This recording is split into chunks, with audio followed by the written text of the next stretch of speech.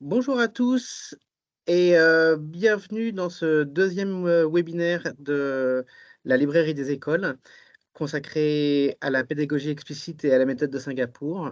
Vous êtes, très nombreux et je vous remercie beaucoup pour, votre curiosité. Hem, je vais vous présenter aujourd'hui les grands principes, de la méthode de Singapour pour ceux d'entre vous qui souhaitent la mettre en œuvre dans leur classe l'année prochaine. Je précise, à ce sujet qu'aucun d'entre vous n'est obligé, hein, de d'utiliser la méthode de Singapour malgré ce que laissent parfois penser les injonctions, du ministère. Moi, j'interprète ça comme une incitation à s'intéresser à cette méthode, qui a apporté les preuves de son efficacité. Et le but de cette présentation, c'est à la fois de vous dire qu'elle est, efficace, ça c'est certain, qu'elle n'est pas si différente de ce que vous pratiquez déjà en classe et que ce qui est intéressant, c'est ce qu'elle, comporte d'original. Et aussi vous rassurer sur le fait que la librairie des écoles, forte de ses 15 années d'expérience dans l'édition de cette méthode, vous accompagne à la fois, évidemment en tant qu'éditeur, mais aussi, en tant que formateur puisque nous avons un organisme de formation professionnelle, avec une équipe de 10 formateurs spécialisés dans les méthodes de Singapour. J'y reviendrai à la fin. Je vous incite à poser tout au long de cette, présentation qui va durer 45 minutes, vos questions, sur le Q&R que vous voyez sur, l'onglet du haut de cet écran. Et mon équipe et moi-même, sélectionnerons les questions sur le dernier quart d'heure, pour, répondre au plus grand nombre possible d'entre elles. Sans plus tarder, je partage avec vous la présentation.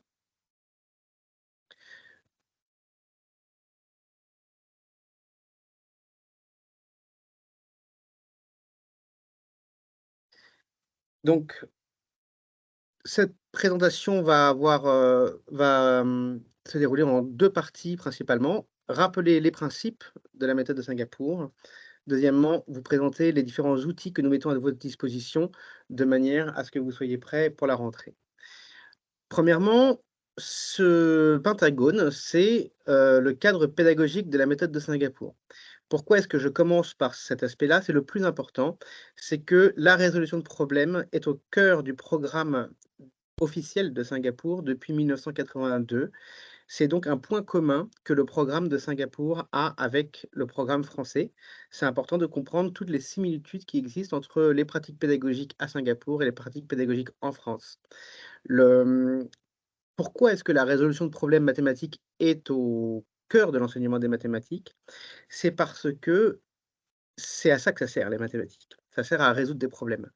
On représente le monde, on simplifie le monde, on symbolise le monde et les différents éléments de la réalité pour parvenir à résoudre des problèmes complexes, calculer la trajectoire d'une comète ou, faire des statistiques sur des, comportements et cetera. Donc on va, apprendre à faire des mathématiques pour résoudre des problèmes. Mais pour ça, il faut d'abord apprendre à résoudre des problèmes et c'est là où la méthode de Singapour a un outil particulièrement performant que je vais vous présenter pour résoudre les problèmes. Et ce qui tombe bien, c'est que quand on apprend à résoudre des problèmes, eh ben, on apprend les mathématiques en résolvant des problèmes. Parce que chaque problème mathématique va être l'occasion de, travailler les opérations, de travailler les calculs, de travailler les mesures, de travailler la géométrie et cetera et cetera. Donc vous voyez, il y a une grande cohérence à, mettre l'enseignement, la résolution de problèmes au cœur de l'enseignement des mathématiques. Et ce que vous voyez ici dans ce pentagone, autre aspect important, c'est qu'il repose sur différents ingrédients. Les 5 ingrédients qui composent les 5 côtés du pentagone, c'est ceux sur lesquels repose tout l'ensemble et que donc la fondation, ce sont les concepts, ce qu'on pourrait dire aussi les notions. Les notions qui sont au programme, des mathématiques. Vous voyez à gauche les compétences qui sont nécessaires pour mettre en œuvre ces notions et parallèlement, à droite, les procédures, c'est-à-dire, les étapes qu'il faut suivre pour réaliser telle ou telle tâche. Mais les compétences les plus élevées, c'est, vous voyez, l'attitude générale. Est-ce qu'on j'aime faire des mathématiques? Est-ce que cela m'intéresse? Est-ce que je suis sûr que ça va me servir à quelque chose? Et plus important encore, est-ce que si j'échoue, je vais recommencer? Est-ce que je vais persévérer? Est-ce que j'ai confiance de ma capacité à réussir?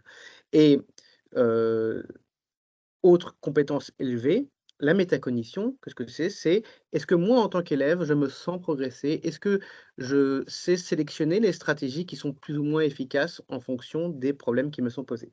Donc vous voyez qu'ici, on a vraiment quelque chose de très riche et c'est tout à fait notable et on peut jalouser Singapour pour ça. C'est le même cadre programmatique depuis 1982, donc vous voyez depuis, 40 ans déjà, plus de 40 ans. Les principes pédagogiques de la méthode de Singapour sont au nombre de 3. Mais d'abord, je vais vous faire un bref rappel du contexte historique, de cette méthode.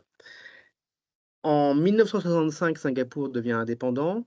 Heu, Ils, dépendent largement de l'aide que veulent bien leur apporter, dans un premier temps les pays, plus développés, les pays voisins, les pays occidentaux et donc à cette occasion, ils découvrent tous les pédagogues que vous connaissez déjà, que nous connaissons déjà, qu'il s'agisse de Jérôme Brunner, de Maria Montessori, de, Jean Piaget et cetera et en 1982, le ministère de l'Éducation décide de faire des mathématiques et des sciences une priorité nationale et donc de réunir une équipe d'auteurs pour faire une collection d'ouvrages, qui va du CP, à la sixième puisque à Singapour, l'école primaire va jusqu'à la sixième, comme dans la plupart des pays occidentaux et c'est, heu, grâce à cette méthode que les Singapouriens sont devenus bons en mathématiques et il a fallu 15 ans de formation initiale, de formation continue, d'études de terrain pour, parvenir à ce qu'en 1995,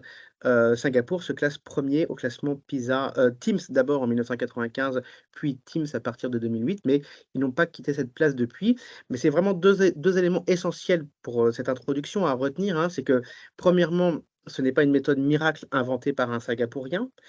Les Singapouriens se sont «contentés» entre guillemets de faire une synthèse de tout ce qui marche en didactique des mathématiques, raison pour laquelle quand on la regarde de loin, quand on feuillette les ouvrages, bah, il y a quand même certaines choses qui vous sont familières et même dans ce que je vais vous dire aujourd'hui, il y a beaucoup de choses que vous faites déjà en classe.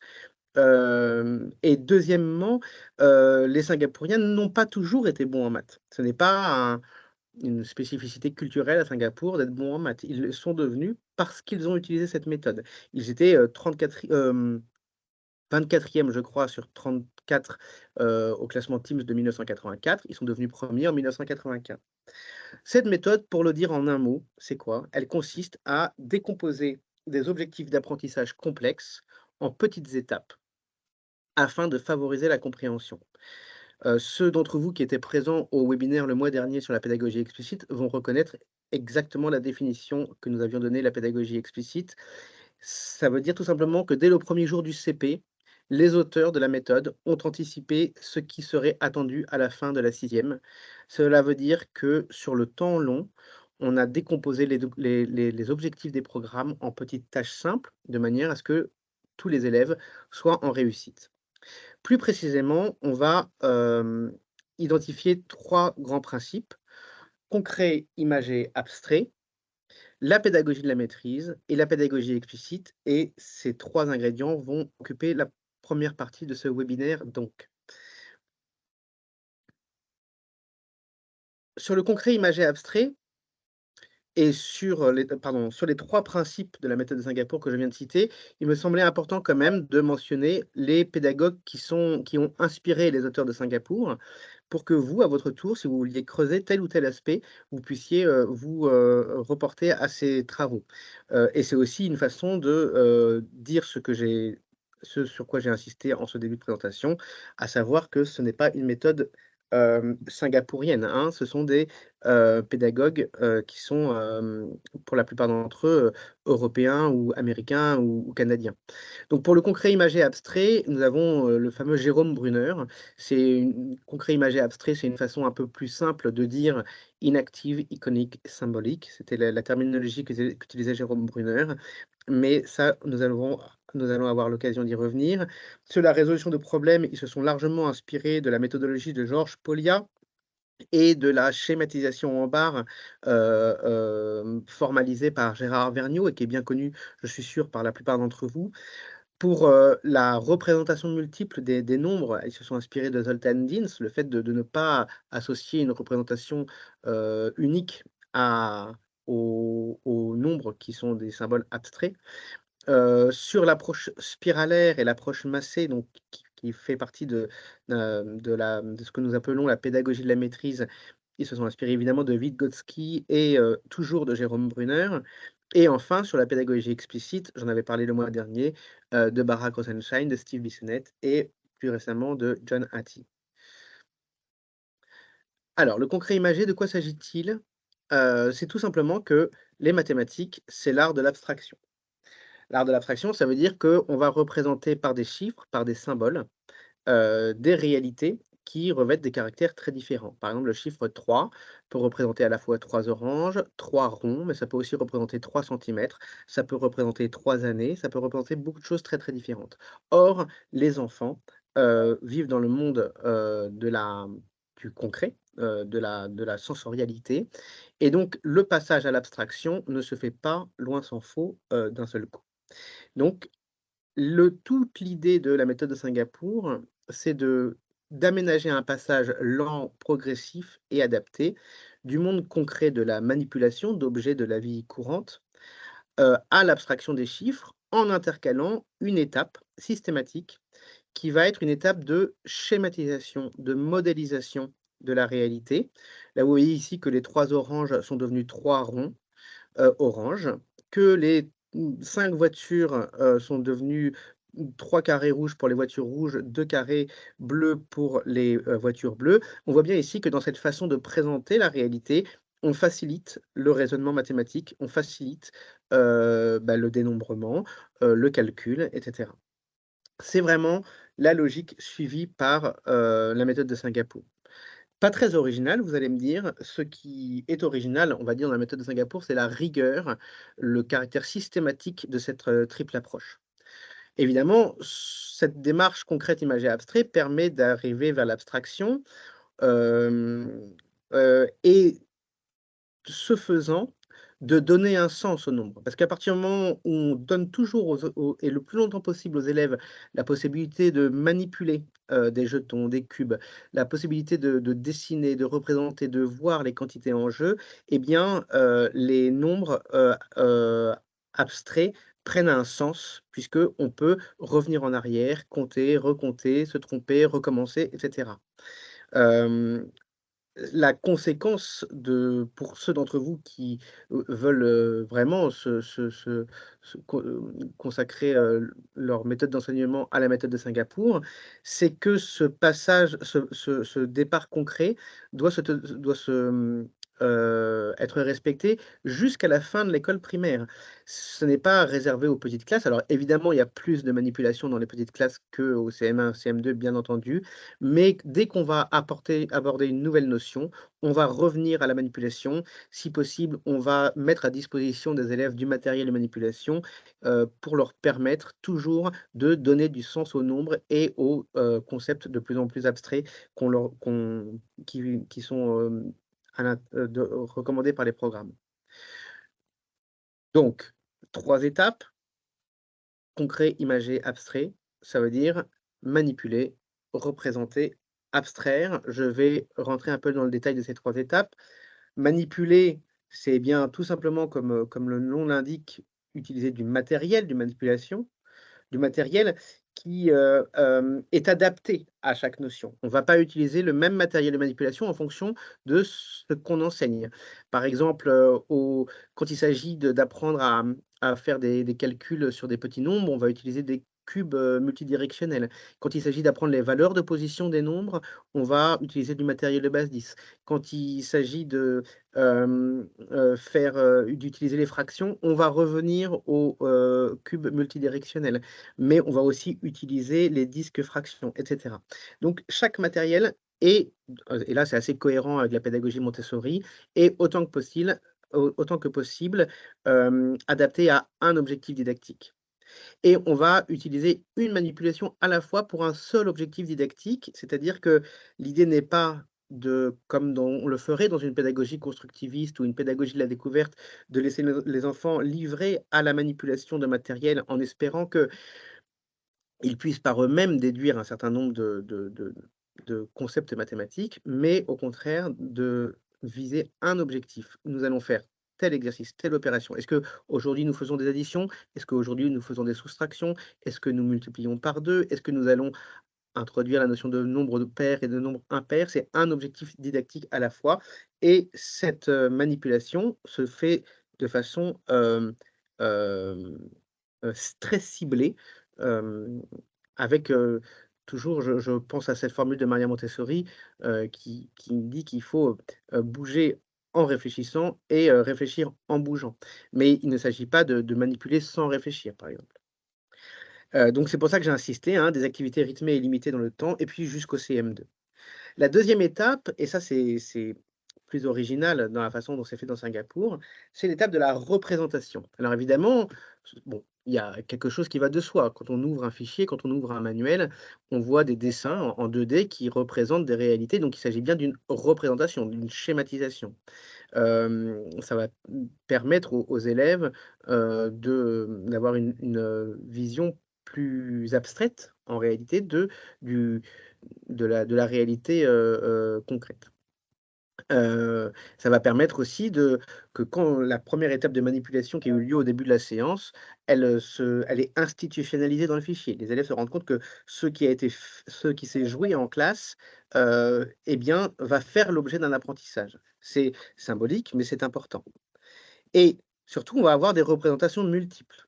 On va représenter les mêmes nombres, mais de plein de façons différentes. Encore une fois, dans un ordre, et dans une progression, hem, pertinente et adaptée à chaque difficulté. Hem, Ce n'est pas tout. Ces différentes représentations, comme vous pouvez le voir sur les exemples à gauche, sont mises en lien entre elles. C'est-à-dire qu'une fois qu'on aura vu, qu'on peut représenter, une addition, grâce au train de cubes, on peut et qu'on aura vu qu'on peut représenter une addition avec la ligne numérique, on va faire le lien entre la ligne numérique et les trains de cubes. Ce qui fait que les élèves, au fur et à mesure, vont donner du sens, à leur apprentissage. Troisième étape, vous voyez qu'on progresse toujours dans l'abstraction, on va encourager les élèves à utiliser cette fois-ci des symboles, bien sûr, mais toujours en conservant une méthode visuelle. Pour ceux d'entre vous qui ont feuilleté les ouvrages de la méthode de Singapour, ils sont très imagés, il y a beaucoup de dessins. Et ces dessins sont là aussi longtemps qu'il le faut, pour, expliciter les notions, pour permettre aux élèves de rendre visible et explicite chaque étape de calcul, pour leur permettre d'argumenter, de pointer du doigt, de manipuler et évidemment, on va encourager et ça dès le CP, les élèves à schématiser eux-mêmes avant de passer aux opérations. C'est-à-dire qu'on va y revenir sur la résolution de problèmes, mais évidemment, les élèves sont invités, dès qu'ils sont en mesure, à représenter eux-mêmes par des schémas les notions mathématiques. Donc en gros, pour faire simple, les méthodes de Singapour, c'est une façon de faire des mathématiques, sans les chiffres, sans les symboles aussi. Je reprends ici la notion de représentation multiple de Zoltan Dins. Vous pouvez vous dire que c'est pas très original et c'est vrai, hein, dans tous les fichiers, vous allez avoir différentes représentations. Mais j'insiste sur cette notion de choix et d'ordre stratégique, dans les représentations. Par exemple, là, j'ai pris au CP, quelques représentations qui sont utilisées. Vous voyez qu'il y en a ce sont des représentations multiples, mais il y en a un nombre limité pour autant. L'idée, c'est quand même d'aider les enfants à mettre de l'ordre dans le désordre du monde. Donc on va avoir des collections d'objets, évidemment, ça, ce sont des collections d'objets à dénombrer. On va ensuite inciter les élèves à ranger des objets dans la boîte de 10, de manière ici à faire, le pont entre, les les compléments à 10 et les quantités. Vous voyez, on voit ici qu'il manque 4 billes pour faire, 10. On va avoir des trains de cubes qui vont être représentés de manière à faire écho aux étapes de manipulation qui auront eu lieu pendant la séance. Heu, Toujours en progressant dans l'abstraction, on va avoir des familles de nombres. Ici, vous voyez qu'on a le tout qui fait 6 et les 2 parties qui font 1 et 5. C'est une façon de faire des additions et des soustractions sans poser les symboles 1 et 5. Donc ici, il y a toute une unité au début du CP qui va permettre d'introduire les notions de tout et de partie pour faire comprendre aux enfants que, l'addition et la soustraction sont 2 une seule et même opération, enfin les 2 pendants d'une même opération. De la même manière, on va beaucoup utiliser la bande numérique qui va permettre aux élèves de réaliser que additionner, c'est marcher vers la droite, que soustraire, c'est marcher vers la gauche. Et puis les cartes de numération, je vais revenir dessus, qui ont été inventées par Maria Montessori pour, former des nombres à partir des valeurs de position. Et puis le matériel de base 10, qui est bien connu, hein, déjà, je pense, notamment pour ceux d'entre vous qui connaissent la pédagogie de Maria Montessori, qui également va permettre de faire des additions, des soustractions posées, mais pas seulement, mais aussi pour se représenter les nombres dans leur, proportionnalité. Et ce long chemin vers l'abstraction, va permettre d'associer, à chaque, séance, différentes représentations, de les associer entre elles. Le but, c'est de faire, encore une fois et je vais conclure là-dessus, c'est de faire comprendre aux élèves que un seul chiffre, 4 ou 7, représente beaucoup de réalités différentes, donc de ne pas se faire une représentation stéréotypée des nombres, mais qu'en même temps, ces représentations sont liées les unes avec les autres et que au fur et à mesure, en fonction des problèmes qui leur sont soumis, les élèves vont, pouvoir choisir la représentation adéquate et évidemment le manuel ou la collection de manuels conçus par le ministère de l'Éducation de Singapour et que nous avons adapté au programme français avec, Monica Nigoy et avec, Chantal Critter, c'est repré ce cette progression, ce choix de représentation est, hem, optimisé, on va dire, heu, au regard des 40 années d'expérience que la méthode de Singapour a, derrière elle, dans plus de 70 pays. Encore une fois, je reviens sur un sujet, c'est-à-dire que la méthode de Singapour, ce que j'ai dit au début, c'est pas une méthode miracle, c'est surtout une méthode qui repose sur, l'observation en classe de ce qui fonctionne en didactique. Et là aussi, soyez rassurés sur le fait que, beaucoup de choses que vous allez voir dans la méthode de Singapour, font déjà partie de vos pratiques, car ils n'ont pas, inventer, une nouvelle façon, une façon miraculeuse, exotique de faire des mathématiques.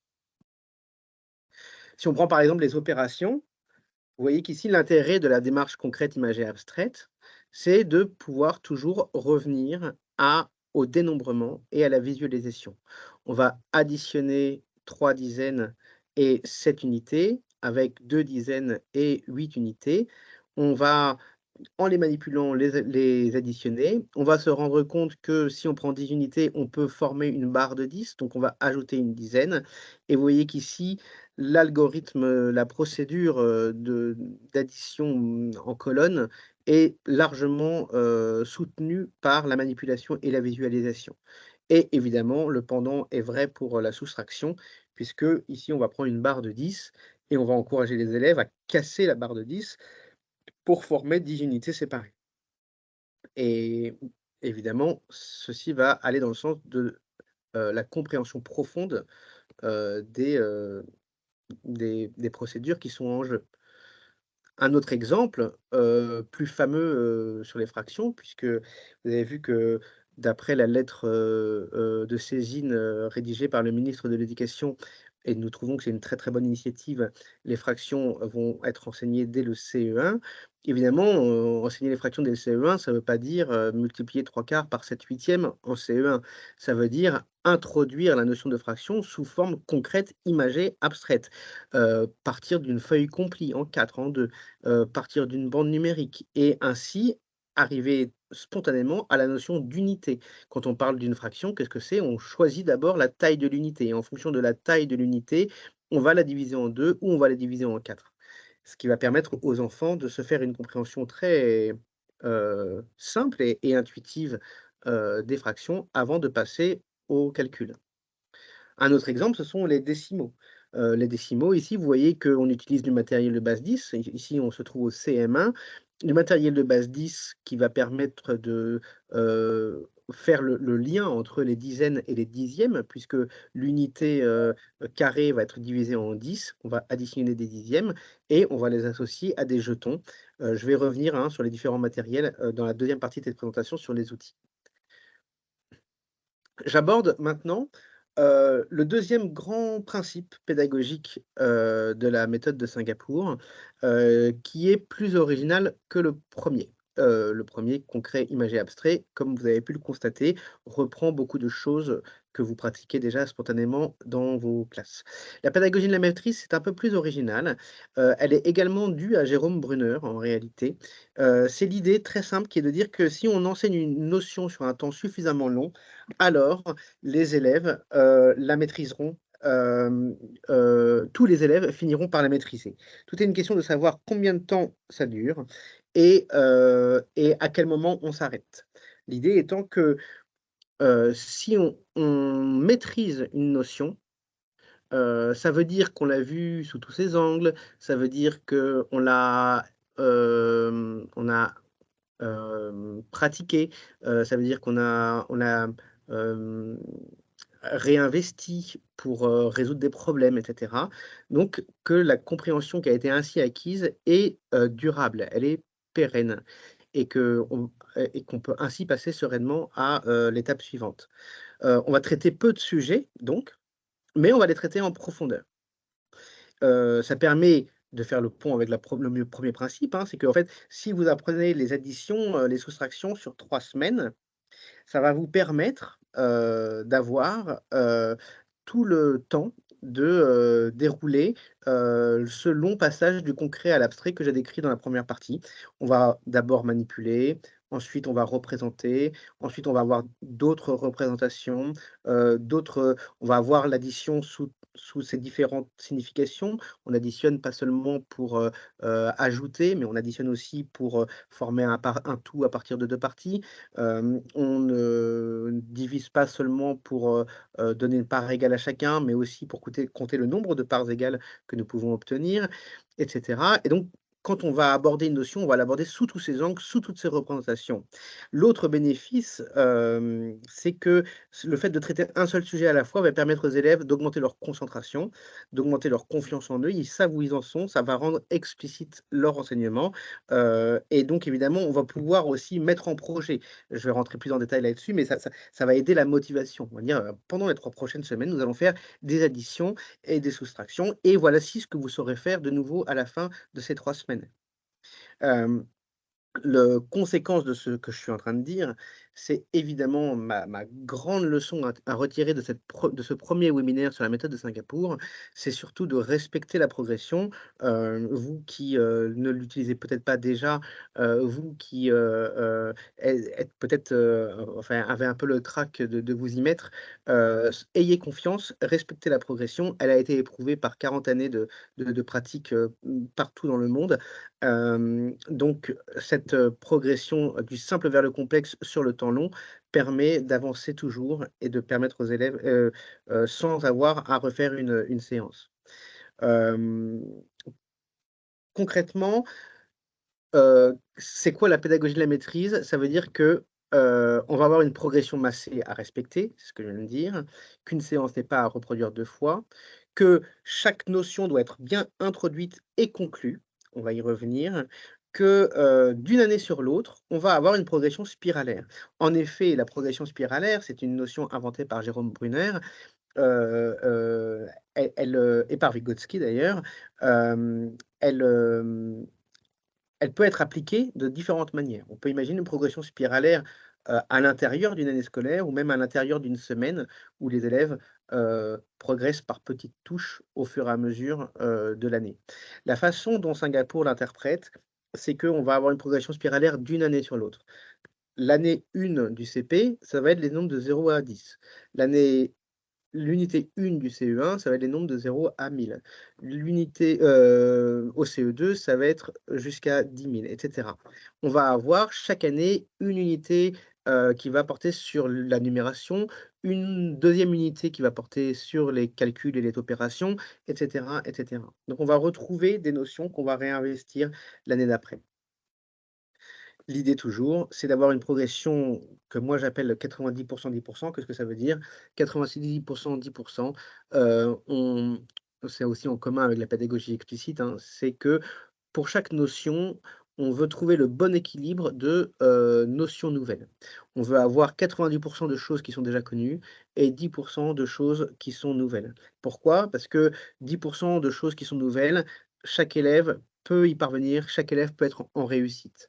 Et inversement, si on fait 0 de nouvelles choses, on risque de décourager les élèves et de les lasser et de faire sans cesse et sans cesse d'être condamnés à réviser, réviser, réviser. Donc, la conséquence de ce que je viens de dire, c'est ce que je vous montre ici, c'est le sommaire d'un fichier de Singapour. En l'occurrence, il s'agit, je pense du CM2, où vous voyez que vous avez les nombres entiers qui sont étudiés sur, 18 séances. Puis les fractions à nouveau sur une, quinzaine de séances et cetera. Pendant ce temps-là, on ne fait pas de géométrie.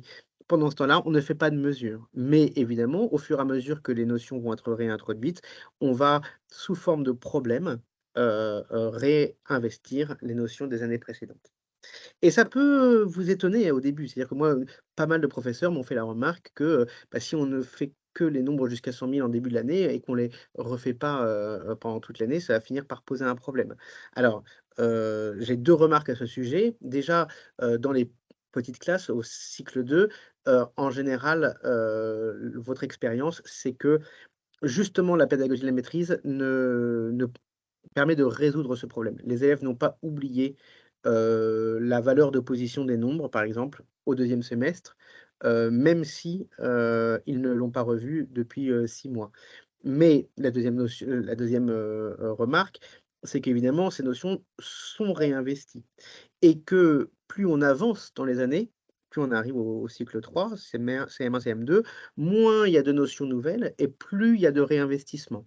Donc cette notion d'enseignement massé finit par, laisser le pas à des révisions de plus en plus nombreuses et on pourra revenir, si vous souhaitez, sur la notion d'entraînement. Donc la mise en œuvre, c'est le déroulé d'une unité à Singapour. On a, comme je l'ai dit tout à l'heure, l'importance de l'introduction de l'unité. Puisqu'on va y rester longtemps, encore faut-il, bien l'introduire, la mettre en projet, heu, passer un contrat avec les élèves, leur dire: «Voilà ce que vous savez déjà sur cette notion, voilà ce que nous allons apprendre de nouveau dans l'unité». Donc on va avoir toute une séance consacrée à l'étude de cette grande, illustration. Il ne faut pas oublier cette étape, elle a l'air bizarre, mais en fait elle est très importante pour motiver les élèves et pour expliciter les objectifs d'apprentissage. Ensuite, on va avoir 1, 2, 3, 4, 10, 15 séances de pratique guidée qui vont dérouler, comme je l'ai dit, au fur et à mesure les objectifs, d'apprentissage avec à chaque fois pas toujours à chaque fois d'ailleurs, mais la plupart du temps un encadré j'observe. L'encadré j'observe, c'est, heu, la mise sur le fichier de la situation de manipulation qui a été proposée en classe avant l'ouverture du fichier et puis en pratique guidée, c'est-à-dire, toute la classe ensemble, on va, dérouler des exercices de difficulté progressive. Puis à la fin de l'unité, vous allez avoir une séance entière consacrée à faire le bilan de la notion, de tout ce qui a été vu. Donc là aussi, on va encourager les élèves à regarder une représentation et puis à exprimer à voix haute ce qu'ils ont retenu. La mise en projet, donc vous voyez ici, on va faire le point sur le savoir des élèves, on va favoriser la concentration. On va faciliter l'appropriation. Alors, vous voyez, parce que quand on parle de manipulation et d'objets concrets, ça vaut aussi pour, la notion de vie courante. C'est-à-dire que pour les enfants, les mathématiques, c'est une notion qui appartient au monde de l'école, qui appartient au tableau, qui appartient aux chiffres et cetera. Non, les mathématiques, c'est dans la vie de tous les jours et c'est toujours important de faire comprendre et c'est notamment, ce que permettent ces séances d'introduction. Mettre les mathématiques dans le contexte de la vie quotidienne donc.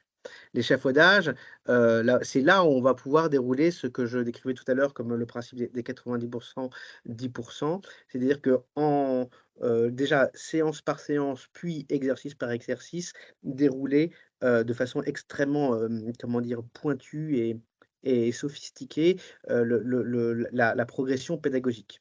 Ça va aussi permettre évidemment de faire de présenter les représentations, multiples, dont j'ai parlé également en début de présentation, de et tout en les mettant en lien les unes avec les autres et en les, réinvestissant en fonction des exercices et des problèmes posés. Je précise d'ailleurs une chose, c'est que, c'est vrai, plus on avance dans les années, plus vous allez constater que les unités, quel que soit, leur sujet, est-ce qu'il s'agit de mesures, est-ce qu'il s'agit de fractions, est-ce qu'il s'agit de proportionnalité, enfin, les unités se terminent toujours par 2, 3 séances de résolution de problèmes et ça peut vous frapper. C'est pas, il n'y a pas un jour de la semaine qui est consacré à la résolution de problèmes. C'est vraiment, la résolution de problèmes qui est systématiquement, la finalité de chaque notion. Et donc la fameuse séance d'objectivation, hein, là, il se trouve qu'ici, elle tient sur 2 pages, qui va permettre de récapituler toutes les représentations qui ont été vues, toutes les notions qui ont été vues et de favoriser ainsi la métacognition, hein, c'est-à-dire de favoriser pour l'élève la façon dont il a, perçu, les progrès qu'il a fait lui-même et la façon dont il a modifié sa façon de raisonner. Ici, je me suis permis de prendre en une slide anglaise, d'une école américaine qui utilise, la méthode de Singapour. Donc vous voyez qu'on va retrouver le même déroulé, c'est-à-dire qu'on a l'ouverture du chapitre qui va permettre de poser les questions essentielles, de rappeler les connaissances principales, pour faire une vérification rapide des connaissances des élèves. Et puis après, on va avoir, chaque chapitre, alors là, ils ont précisé que chaque chapitre a à peu près 5 séances. Je ne le constate pas moi dans les manuels de Singapour, mais en revanche, on va avoir ici hem, heu, tout le dispositif pédagogique qui va être mis en œuvre pour avancer en complexité et à la fin, donc la conclusion du chapitre, ça va être le journal de mathématiques. Le journal de mathématiques qui se trouve dans le cahier d'exercice, ça va permettre aux élèves de eux-mêmes représenter ce qu'ils ont retenu. Ça va être des activités d'exploration, ça va être le moment où vous allez pouvoir faire vos évaluations, on va y revenir. Ça va être le moment où vous allez pouvoir, faire un point d'étape avant de passer à autre chose, puisque encore une fois, le but de la pédagogie de la maîtrise, c'est vraiment de, s'assurer que tous les élèves de votre classe ont acquis les notions de l'unité avant de passer à la notion suivante. Je J'introduis rapidement une petite slide que je souhaite compléter en réalité, et nous ajouterons sur le site toute la synthèse de ce que nous avons pu, compiler comme information sur l'efficacité de la méthode. On dit beaucoup: «Bah, pourquoi est-ce qu'on utiliserait la méthode de Singapour? C'est pas la seule méthode qui marche et puis à Singapour, c'est pas comme, chez nous, ils ont pas le même système éducatif». On essaye de, ce qui est important si vous souhaitez utiliser la méthode de Singapour, c'est que vous soyez vous-même convaincu, qu'elle va marcher sur vos élèves et heu et mmh et de fait, elle marche partout où elle est utilisée. Alors c'est pas toujours facile de compiler les informations relatives à l'efficacité de la méthode parce qu'en fonction des pays, en fonction des systèmes éducatifs, en fonction de l'échelle avec laquelle elle a été, mis en place, on a des résultats qui sont assez, hétérogènes et qu'il faut prendre le temps de bien interpréter. Bon, la 1re preuve de l'efficacité, c'est quand même les performances de Singapour, hein, au concours Teams et PISA.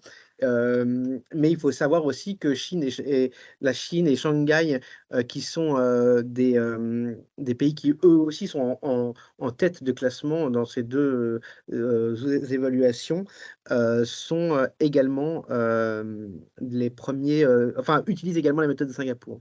J'ai cité ici, 5, 6, 7 études qui ont été menées dans les années 2010, aux États-Unis, dans le New Jersey, dans le Kentucky, dans l'Arkansas, où vous avez des résultats qui sont sans équivoque sur l'efficacité de ces méthodes. Il faut savoir qu'aussi en 2015, il y a eu une grande étude qui a été menée sur 140 écoles au Royaume-Uni qui mettent en place la méthode de Singapour, à savoir plus précisément encore la pédagogie de la maîtrise, avec des résultats qui eux aussi sont probants. On va mettre à disposition sur le site ces informations. Je vais euh, conclure cette, présentation avant de passer aux questions-réponses par la présentation des outils. Déjà, quelques conseils pour bien commencer. Faites confiance à la progression, je l'ai déjà dit, ne refaites pas de séance, n'intervertissez pas les unités, du moins dans un premier temps. Ah, évidemment, au fur et à mesure que vous allez pouvoir acquérir de l'expérience, vous pourrez, prendre de la liberté, mais, comment dire?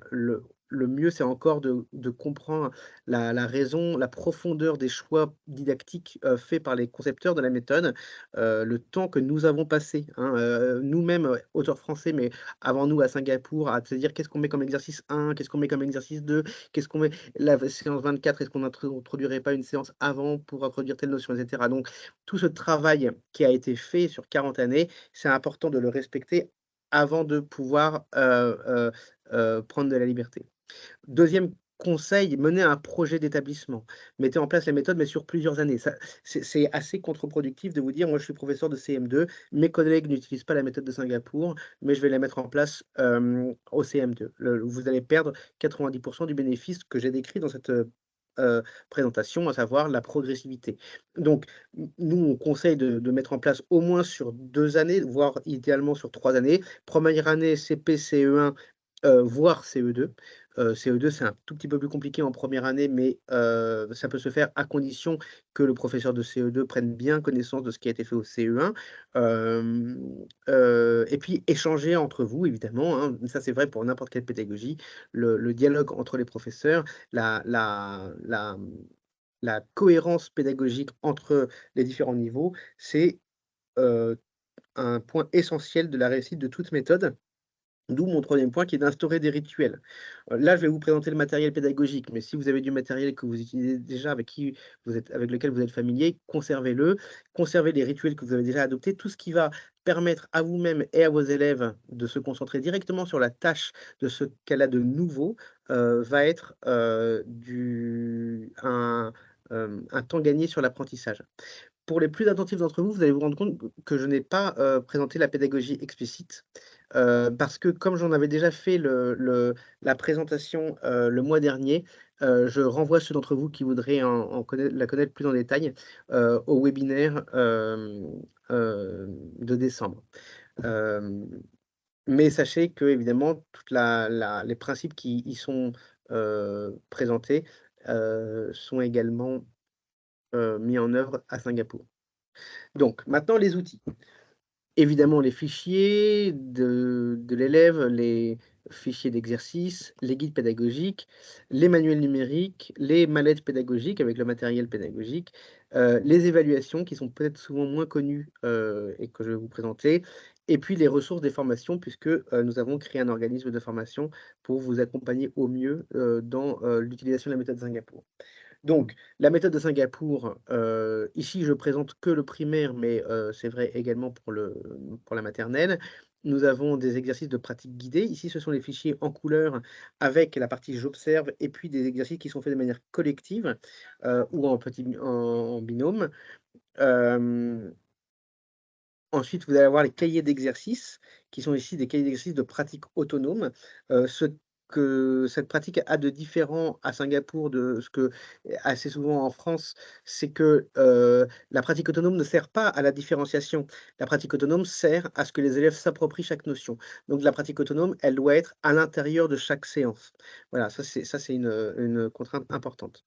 Le guide pédagogique, alors le guide pédagogique, il est très riche. Je vous encourage vraiment à, le lire, en détail. C'est encore le meilleur moyen de vous former, de vous préparer à la méthode de Singapour. Vous allez voir qu'on y retrouve la démarche pédagogique, étape par étape, détail à chaque détail. Ça termine par la pratique autonome. Vous allez avoir en haut à gauche, le calcul mental systématique comme, rituel que nous proposons en début de séance. Vous allez avoir aussi de nombreux objectifs, pardon, encadrés, didactiques, qui vont permettre de comprendre le pourquoi, le comment de telle ou telle notion, mmh, l'explication de tel ou tel mot de vocabulaire et puis, des choses qui sont des concepts mathématiques qui sont à votre intention, vous, professeur. Des conseils de différenciation, le soutien pour les élèves en difficulté, l'approfondissement pour les élèves qui sont, plus avancés et puis des activités optionnelles. Oui, on a été très riche, très généreux dans la conception de ces guides pédagogiques. Les ce je précise que c'est une création française exclusivement, hein, dirigée par Monica Nigoy, pour le cycle 2 et Chantal Critter pour le cycle 3, et donc il y a beaucoup, beaucoup de choses qui y sont, présentées. Hem Vous avez également, pour toute adoption de classe, l'accès aux manuels numériques. L'accès des manuels numériques, c'est vraiment, très, très important évidemment parce que ça vous permet de présenter en classe, heu, voilà, de projeter en classe, le guide bien sûr, avec les caractéristiques des manuels numériques que vous connaissez déjà. Mais dans le cas de Singapour, là aussi, on vous propose énormément de compléments. On a les corrigés du fichier, de pratique guidée, les corrigés la possibilité d'imprimer les cahiers d'exercices. Donc pour ceux qui adoptent, la méthode avec le manuel numérique, il y a pas besoin d'acheter les cahiers d'exercices. On a les corrigés des cahiers d'exercices également. On a la possibilité d'imprimer le guide pédagogique séance par séance, ce qui vous permet, bah, de préparer plus facilement votre séance. Toutes les annexes qui sont téléchargeables, vous voyez ici avec les icônes. Donc nous tenons à votre disposition pour voir comment ça fonctionne et j'arrive au point, qui, me paraît, assez trop peu connu, on va dire. Heu c'est le différent matériel. Alors les mallettes pédagogiques, heu pour l'instant, nous vendons du matériel séparément que nous, avons réduit au strict minimum. L'idée, encore une fois, c'est pas de faire de votre salle de classe un magasin de jouets. C'est vraiment d'avoir le bon matériel pour le bon moment, et pour la bonne notion. Là, pour l'instant, ce matériel est en vente séparément, et de façon modulaire, mais nous sommes en train de constituer des mallettes pédagogiques pour que vous ayez vraiment le strict nécessaire pour le CP, le strict nécessaire pour le CE1 et pour le CE2. Pour le CM1 et le CM2, nous proposons ces mallettes l'année prochaine.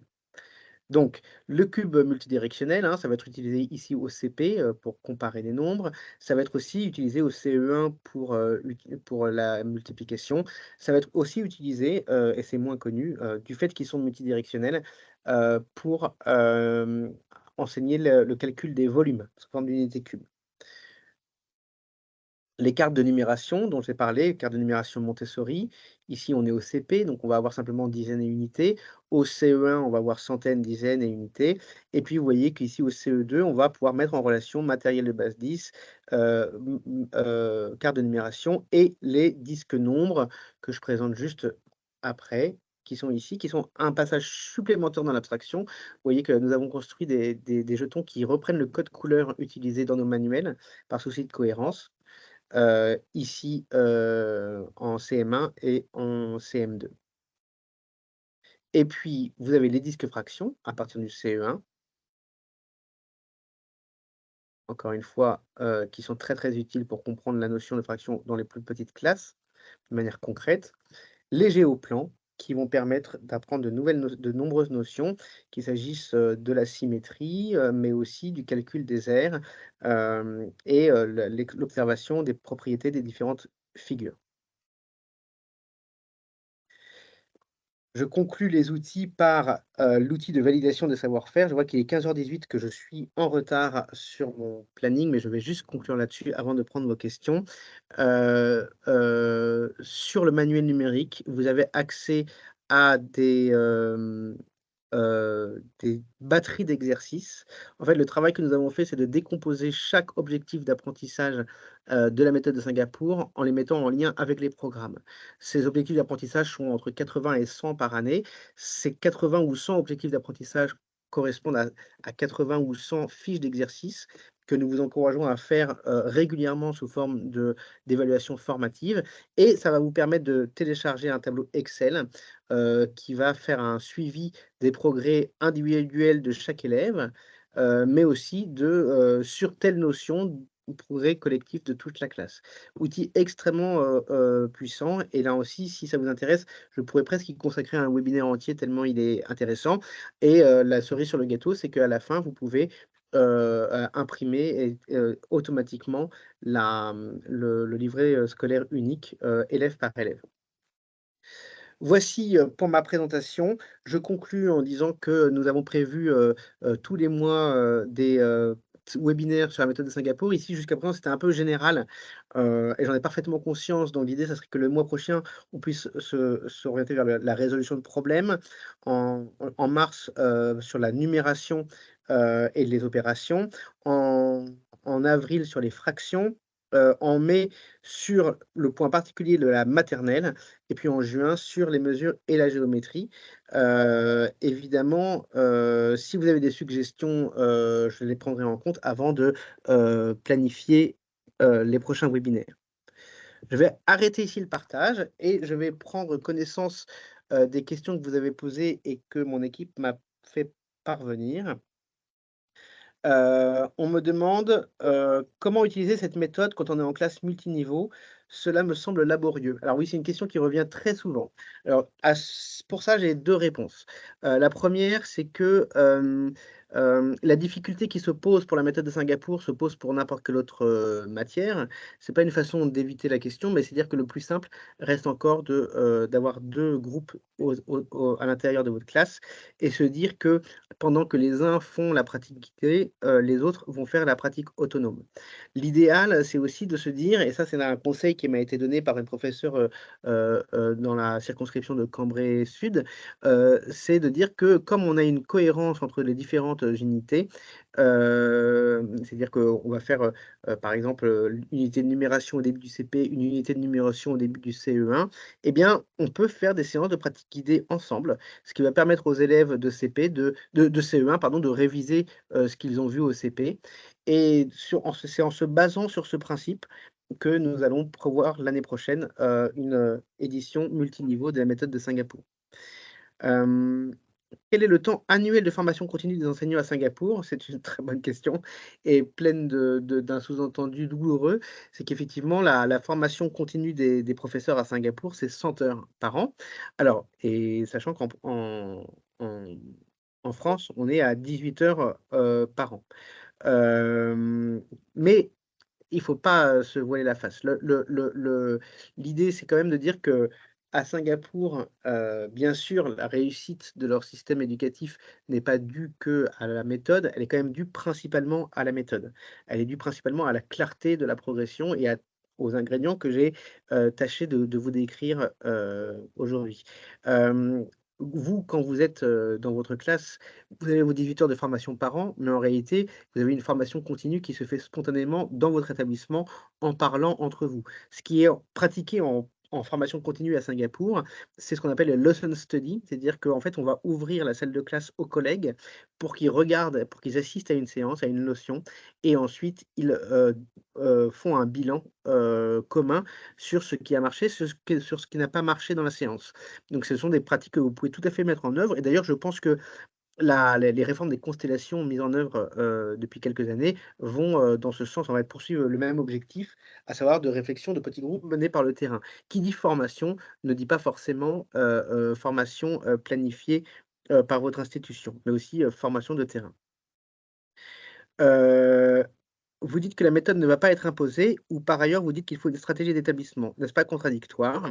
Alors non, pour moi, ce n'est pas contradictoire, je comprends la question.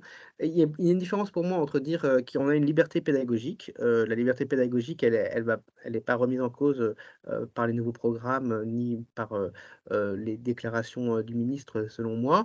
Mais il y a néanmoins des programmes. Il y a toujours eu des programmes qui venaient cadrer, et faire un rappel sur, ce qui marche en pédagogie, ce qui marche moins pour, vous éclairer dans vos choix, et faire de votre liberté pédagogique voilà, qu'elle soit étayée par la recherche et par, les épreuves. En revanche, la question qui est sous-entendue, c'est que au sein d'un établissement, il est certain que, hem, s'il peut y avoir un choix d'équipe, ça va dans le sens, ça va dans l'intérêt général. Que ça soit d'ailleurs avec la méthode de Singapour ou avec une autre méthode. Parce qu'en fait, le gain de temps, et le gain enfin la charge cognitive qui est imposée aux élèves quand ils doivent faire appel toujours à, des présentations différentes, à des façons différentes de formuler les notions, à des terminologies différentes, à, des méthodes différentes, et fait perdre énormément de temps, dans le temps d'apprentissage. Donc le fait d'avoir un choix d'établissement cohérent, pour moi, n'est pas du tout contradictoire avec, la liberté pédagogique, au contraire. Heu Concret, imagé, abstrait en référence à Brunner, nous sommes bien sur la notion du triptyque mathématique, oui, tout à fait. Le triptyque mathématique, peut-être que c'est une référence à la terminologie utilisée dans les programmes qui est de, je crois que c'est manipuler, verbaliser, abstraire. C'est une autre façon de dire la même chose, hein, toujours. En fait, verbaliser, c'est une, représentation, de la réalité. Je pense qu'il y manque la notion de, pictorial, excusez-moi pour l'accent, mais vraiment la notion de représentation, schématisée. C'est important quand même de comprendre que les mathématiques, avant l'utilisation des symboles, c'est c'est d'abord la géométrie, hein, c'est d'abord la représentation dans l'espace. L'algèbre a été inventée, pour résoudre des problèmes géométriques. C'est pas une histoire, inconnue, c'est connu par tout le monde. Mais c'est vrai que dans l'apprentissage, notamment pour les élèves les plus jeunes, c'est important de garder ça à l'esprit. Y a-t-il une présentation du matériel adapté à chaque notion?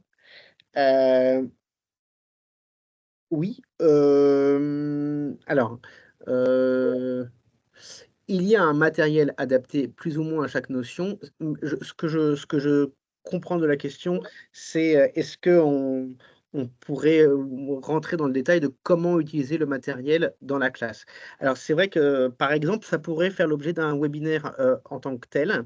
Moi, il me semble que enfin, ce que je me proposais, c'était pour les prochains webinaires, par exemple, sur la numération, de montrer comment on manipule. Sur les fractions, comment on manipule. Mais sachez quand même, j'insiste là-dessus, que les formations de 18 heures que nous proposons, nous-mêmes, sur la méthode de Singapour, et qui sont, certifiées Calliope et donc éligibles au financement, par, les opérateurs de compétences, donc sur la simple demande, vous pouvez obtenir un financement. Voilà, évidemment, dans une formation de 18 heures, vous allez rentrer vraiment dans le détail de la manipulation. C'est quand même l'intérêt. Hem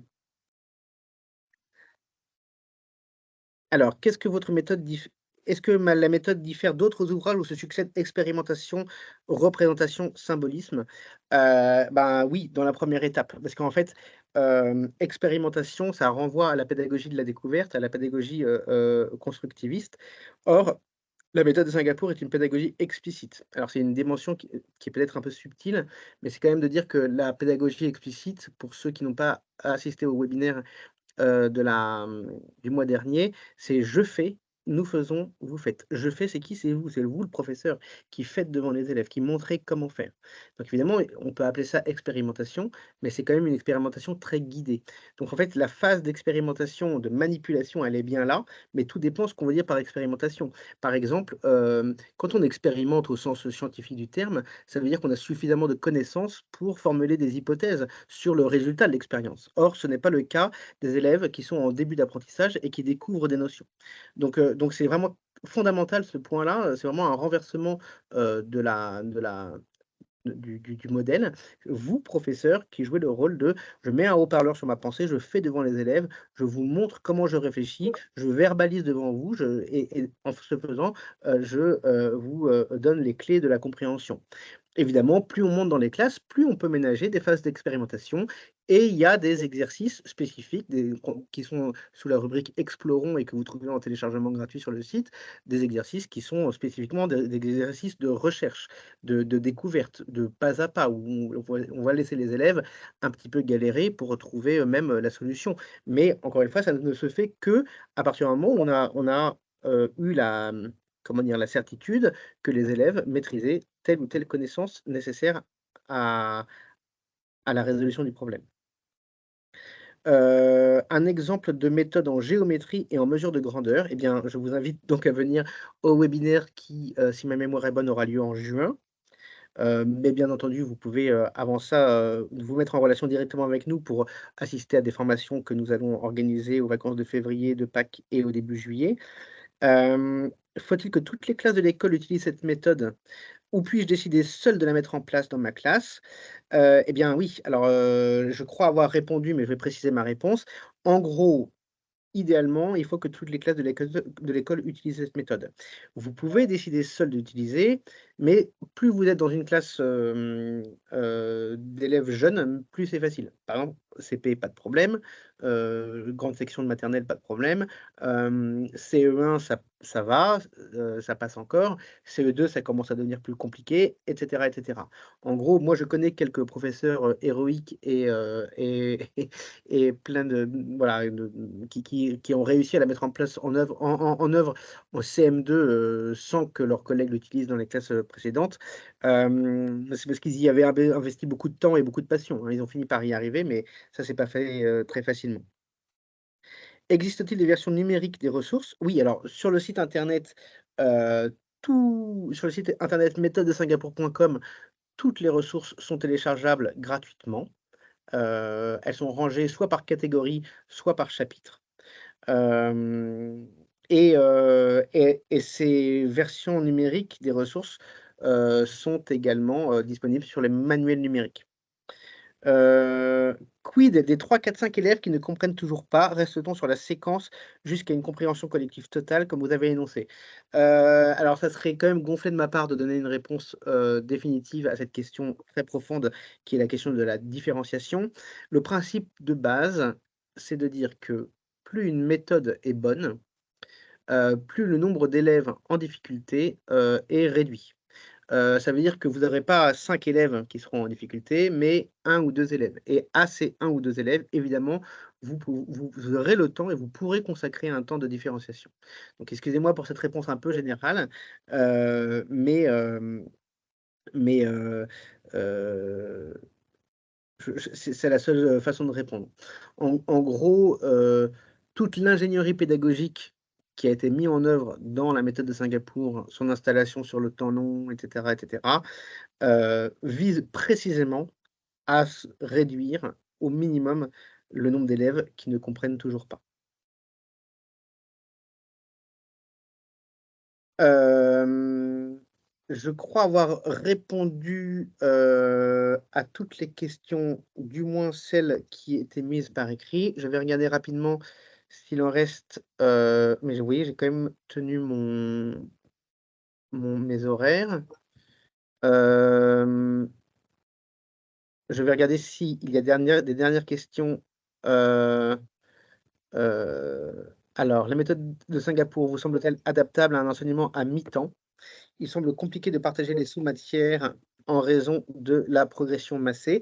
Ah oui, oui, oui, c'est tout à fait vous avez parfaitement compris. En fait, c'est que justement, si vous avez 2 professeurs qui se partagent un mi-temps en mathématiques, pour moi, la meilleure façon de faire je pars du principe de professeurs qui veulent utiliser la méthode de Singapour, hein, bien entendu. La meilleure façon de faire, c'est que, bah, tu as fait les séances 28 et 29 lundi et mardi, bah, moi je vais faire les séances 30 et 31 jeudi et vendredi. Et donc on se fait confiance sur, l'enseignement des notions.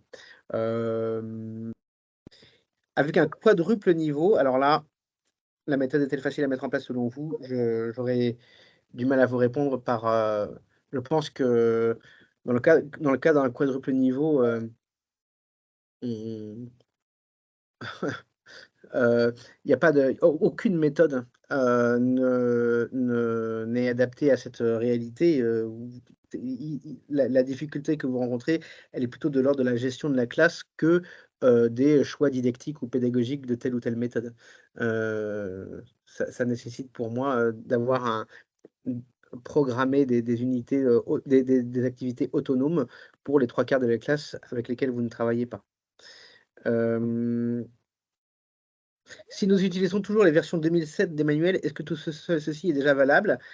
Alors ça dépend ce que vous appelez tout ceci. Oui, pour la première partie, hein, les principes pédagogiques, restent les mêmes. Concret, imagé, abstrait, pédagogie de la maîtrise, pédagogie explicite.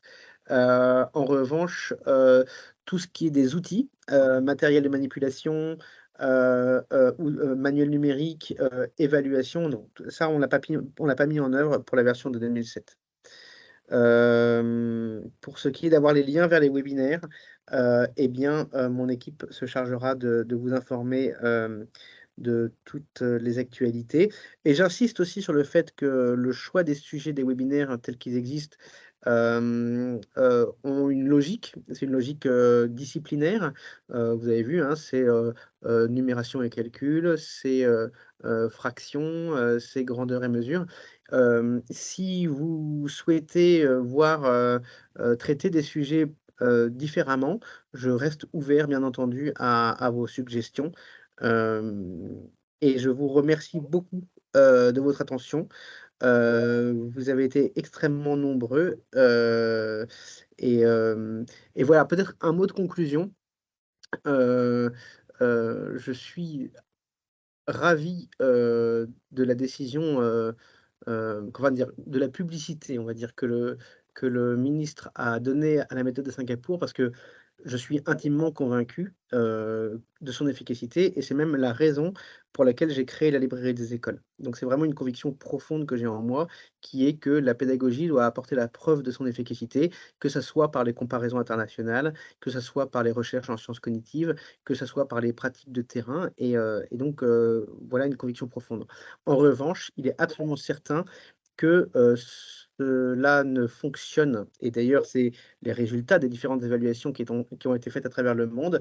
Cette méthode ne fonctionne que si elle est, un l'objet d'un choix volontaire, c'est-à-dire que vous êtes convaincu intimement comme moi, de son efficacité, que vous avez en tête, enfin que vous allez vous former, et que c'est extrêmement important, et que vous allez en faire un projet d'équipe. Voilà, je crois vraiment avoir dit l'essentiel, hem et je me tiens à votre disposition pour, toutes, les questions, que je suis sûr, vous ne manquerez pas de me poser. À très bientôt et merci beaucoup. Au revoir.